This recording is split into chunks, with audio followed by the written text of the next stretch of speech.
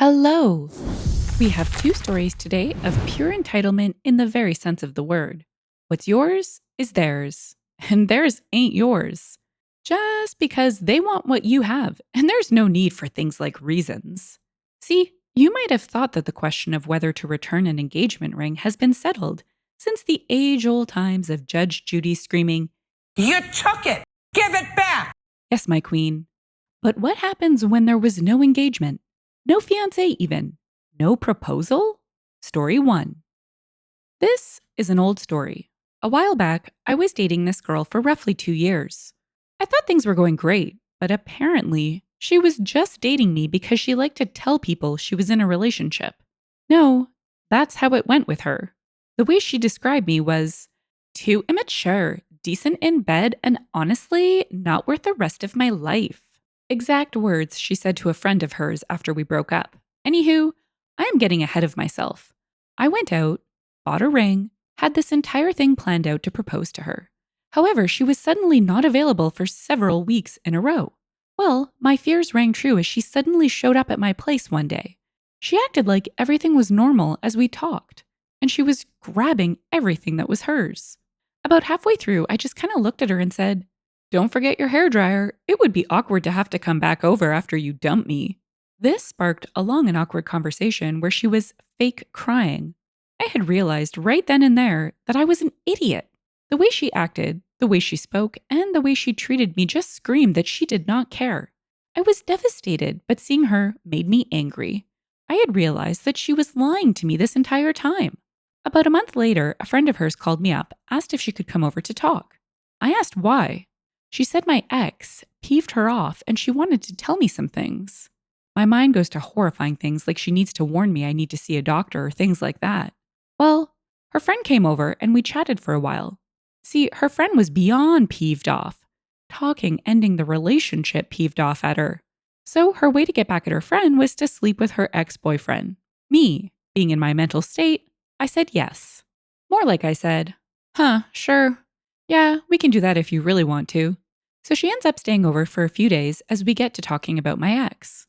I tell her about the ring and she had the best idea to get back at my ex. Let's lay down in bed and post a pic of ourselves with the ring in between us. Yeah, I thought it was a terrible idea, but I wanted my ex to feel like garbage, so, well, there you go.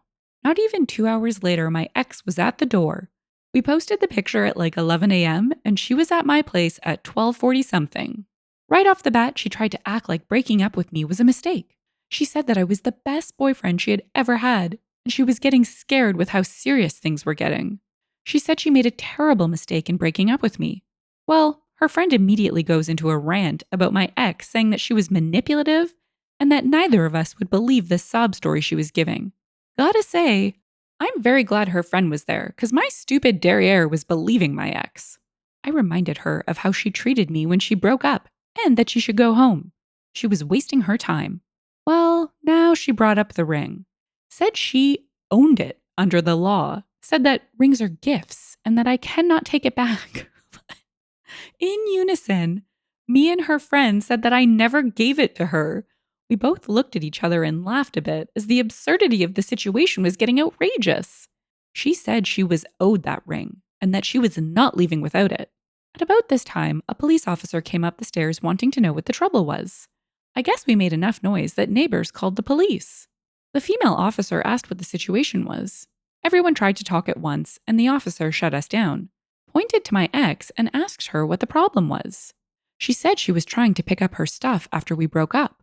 She asked me if it were true. I explained the situation, how my ex broke up with me before I had the chance to propose, and that she was never given the ring.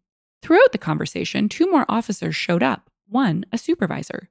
The whole story was explained like 4 times. At one point, my ex said that the money from the ring will let her pay off her car. Ever see a moment when someone says something so outrageous that everyone looks at them in utter disgust? I responded that the ring isn't expensive. It was bought used off of a website, and I reminded her that I am an IT tech. So this wasn't a ring that was 10 to 12K, more like 1 to 1.5K. The anger and rage that came over her face was immediately apparent to everyone. She stepped forward and punched me in the chest and kicked at me before being tackled to the ground by the female officer. The supervisor on scene told us to go inside while they get her under control. We did, and about 10 minutes later, they came back. They wanted my statement. I told them I didn't want to press charges against her, but they said, "Yeah, it doesn't work like that. We saw it, so it's being processed." She ended up getting a misdemeanor offense for it. In the comments, Lady Ellie said, "Also, engagement rings are the legal exception to the gift rule. In most places, it's a gift in contemplation of marriage. She would have had to give it back anyway." All Nida said, "I learned that from Judge Judy." In response to, at one point, my ex said that the money from the ring will let her pay off her car, the filthy daughter in law said, all the laughing emojis, "She's delusional. My daughter's first husband paid $2,500 for her rings. After they divorced, she tried to sell the rings back to the jeweler he'd purchased them from, hoping to get around half that to make rent for a couple of months. They offered her $60. No, I didn't leave off a zero. $60. Pawn shop, ditto. She finally sold them for $100 to one of those gold buyers you see in cheap strip malls." Zaire Phoenix added, "Engagement rings are literally worthless. Nobody will ever buy a secondhand ring for an actual engagement due to all the advertising and insane expectations. All jewelers know this, and almost no consumer does. Oh, and diamond prices are also heavily manipulated. If you want a pretty looking gem, try zirconium instead. They actually look much nicer than diamonds." No offense to OP, but it's a bit concerning that he was almost convinced by this woman's sob story. Sounds like right prey. And we all know there's another cheetah out there waiting to sink her claws into OP. Not to mention the stunt that the friend roped him into. That stuff lives on forever on social media. The real treat, though, here is the ex-girlfriend with her frog in boiling water breakup and the immediate flip to, "Oh, I was just so scared with how serious things were getting. I wish this was a Judge Judy episode. She would have ripped her a new one." Our second story asks if blood is thicker than water. But who cares, because Disney cruises don't float on blood. Toot toot, out of the way, I'm going on a cruise. I need new bikinis, tanning appointments. Wait, what do you mean you're not taking me? Adopted? Pfft, that's not really family, right? Story 2. So here's the story with a little more background. Am I the Jerk has a character limit, so I had to condense it down for that. So on to the sibling backstory. I'm a 29-year-old male, and my father and mother were never together. I was, for the lack of better words, a one-night stand baby. When I was born, my mother got primary custody, and my father had visitation. A year after I was born, my mother got pregnant with her then boyfriend with twins, my brother and sister. After my brother and sister were born, they became her first and sometimes only priority. I was always treated as her mistake child. My brother and sister were aware and would use this to tease me constantly. When I turned 13, I was given the chance to choose who I wanted to live with, and I moved in with my father. The issue started with my siblings because my grandfather, on my father's side, was a wealthy man who liked to spoil his grandchildren. I always had a hefty amount of spending money. I got a new car for my 16th birthday and had my college and university paid for. They would throw fits when I got one thing and they didn't. Then they would say nasty things to and about me. My sister actually outed me as gay to the whole school when I was 15. We lived in a pretty conservative area, so I got a lot of flack.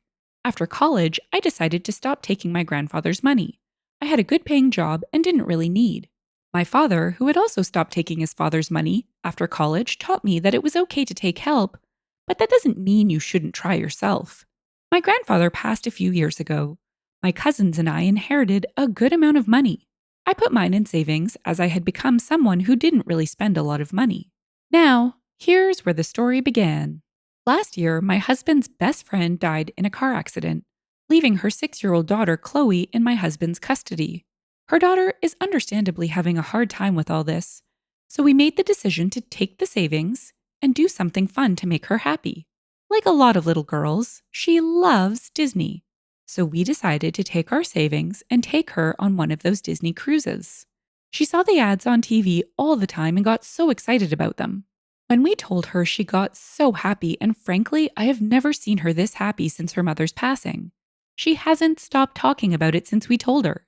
My sister is mad because I'm taking Chloe and not my 8-year-old niece, Terry.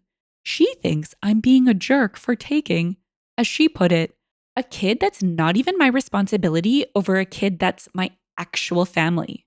This comment peeved me off and I told her off for it, which just made her even more mad. But now my brother is messaging me and agreeing with her. I feel like I'm not doing anything wrong.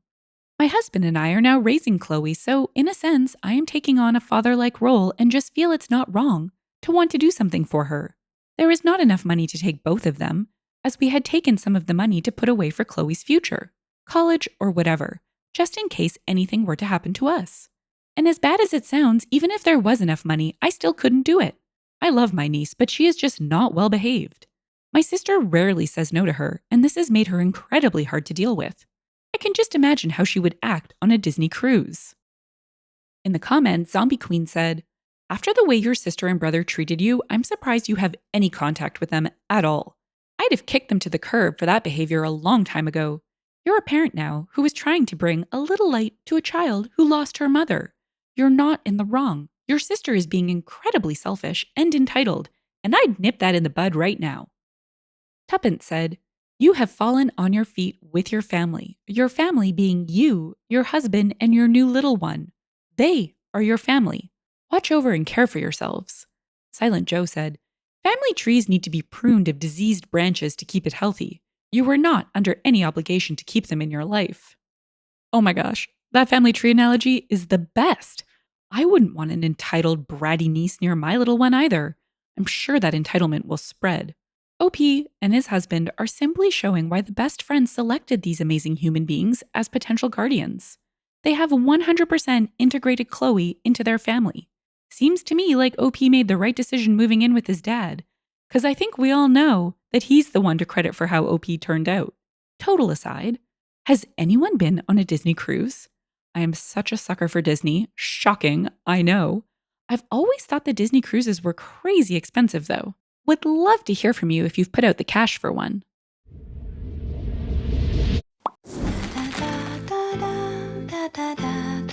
If you've enjoyed the story and would like to hear more, consider liking, subscribing, and leaving a comment. Thanks, and bye for now.